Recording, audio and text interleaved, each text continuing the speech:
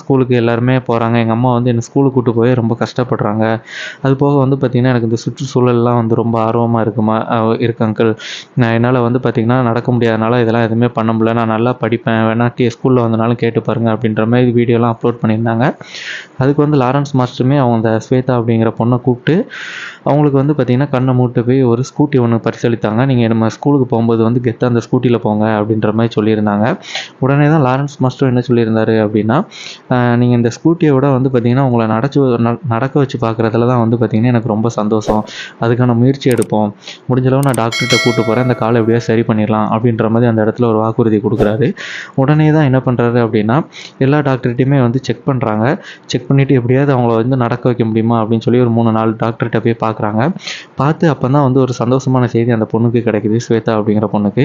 என்ன அப்படின்னா, அந்த பொண்ணுக்கு வந்து கால்ல ஆப்ரேஷன், சர்ஜரி எதுவுமே பண்ண வேண்டாம். ஒரு பெல்ட்